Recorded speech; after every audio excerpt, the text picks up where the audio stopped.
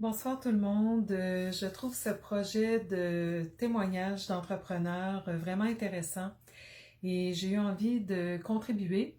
D'abord parce que je suis une femme, mais aussi parce que j'ai une profession un petit peu atypique. Donc, je pense que ça contribue à illustrer la variété des entrepreneurs qu'on a ici au Québec et à quel point aussi les mesures en place en ce moment affectent différentes personnes de différentes façons. Alors voilà, mon nom est Chantalane Dumas. Je suis naturopathe agréée en pratique clinique depuis 22 ans.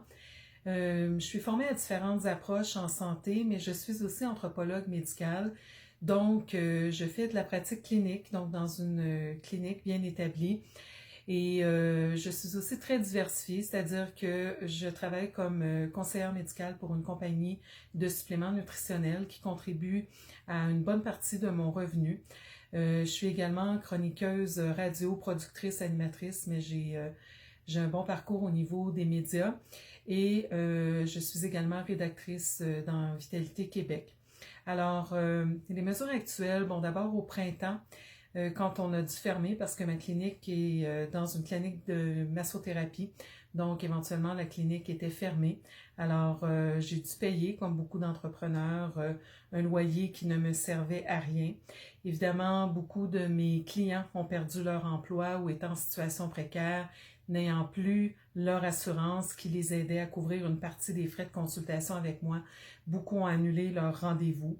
Donc, ça signifiait des pertes de revenus pour moi, mais étant donné que je continuais à travailler comme conseillère médicale, je continuais à produire du contenu, à faire des traductions et tout ça, j'étais pas nécessairement éligible aux différents programmes. Donc, c'était vraiment des pertes de revenus, des pertes, pardon, de revenus nets pour moi.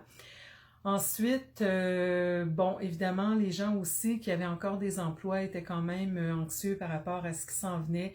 Donc, la naturopathie reste pour plusieurs personnes, malheureusement, un, un service non essentiel, c'est-à-dire qu'ils vont essayer de trouver de l'information à gauche, à droite, ils vont espacer leurs rencontres.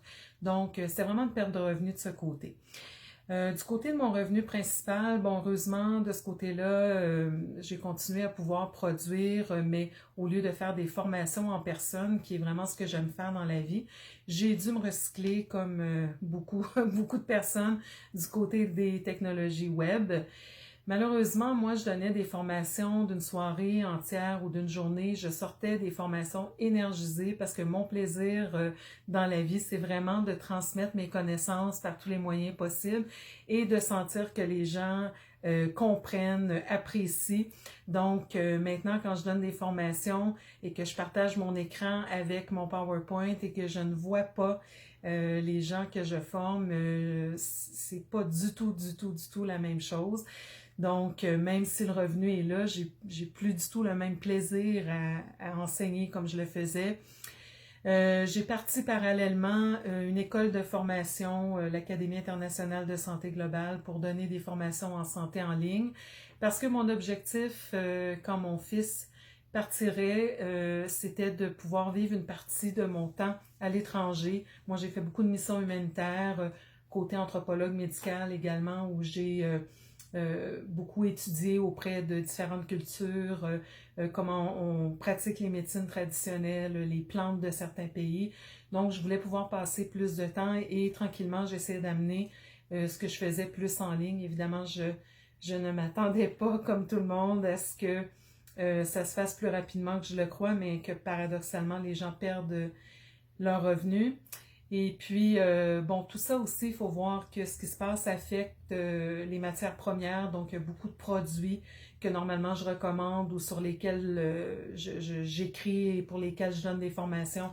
Les produits sont de moins en moins disponibles. Donc, jusqu'à maintenant, je tire encore à peu près mon épingle du jeu économiquement malgré des pertes. Mais je ne sais pas combien de temps que ça va durer. L'autre aspect que je voudrais apporter, c'est bon, l'aspect de la solitude d'une part, parce que travailler à la maison, quand on vit en appartement à Montréal, qu'on vit seul et qu'on peut plus aller rencontrer des clients au restaurant ou qu'on peut plus socialiser comme on le faisait, là, ça devient très lourd. Donc, tu sais, on parle beaucoup de l'aspect économique quand on parle des entrepreneurs, mais il n'y a pas que ça. Il y a le plaisir de faire notre travail, mais il y a aussi qui on est comme personne. Quand on va dans des professions comme la mienne, c'est parce qu'on aime les gens. Donc, c'est très difficile pour moi de travailler dans ce contexte d'isolation, de ne plus vraiment pouvoir voyager comme je le faisais aussi, ce qui fait quand même partie de mon travail. Et l'autre aspect de tout ça, c'est évidemment ma prise de position. Vous me direz, c'est un choix, mais pour moi, ça allait avec mon intégrité. Ma prise de position concernant justement les fameuses mesures sanitaires. Bon, évidemment, une partie de mon travail, c'est d'écrire sur ce qui se passe en santé, c'est de décortiquer des études cliniques.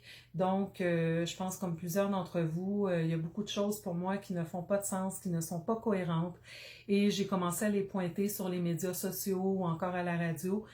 Et donc, on m'a très rapidement étiqueté de complotiste. Évidemment, ça, c'est le terme qui permet de mettre fin à des échanges intelligents et intéressants. À partir du moment où on est complotiste, on pense que la Terre est plate puis on refute la science d'après le narratif populaire.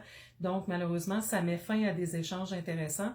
Et ça a mis fin pour moi à certains contrats, à certaines commandites, à certaines associations. Donc, ça aussi a eu un impact économique sur mon entreprise, a eu un impact sur moi comme personne aussi. Bon, au début, je trouvais ça même un peu amusant, mais c'est parce que ça s'est converti en plainte, même auprès de mon association professionnelle. Ça s'est converti en menace aussi. Bon, les insultes, je les compte même plus. Mais ça aussi, ça a un impact sur notre santé psychologique parce que comme tout le monde, on vit les insécurités, on vit l'isolement, mais en plus, on devient presque l'ennemi public parce que tout simplement, on veut expliquer aux gens qu'ils ont un système immunitaire et les moyens pour renforcer leur système immunitaire et être en santé. Donc, c'était ma petite contribution. Écoutez, je pense que la façon de se sortir de ça, c'est vraiment d'être solidaire. Comme on dit souvent, les gens nous traitent comme on leur enseigne à nous traiter ou ce qu'on tolère persiste. Donc, j'avais un peu d'espoir avec le mouvement amorcé par les propriétaires de gym. Malheureusement, ils se sont rétractés. C'est mon point de vue, évidemment, vous n'êtes pas obligé de le partager. Mais j'espère qu'on va trouver le moyen de travailler ensemble, de s'entraider entre nous, ne serait-ce que pour avoir un soutien émotif et je pense que c'est ce que ce projet tente de faire, entre autres. Donc, j'avais envie de vous partager ce qui se passe de mon côté. Je souhaite bonne chance à tout le monde, surtout bon courage et puis rien ne dure toujours. À un moment donné, on va s'en sortir.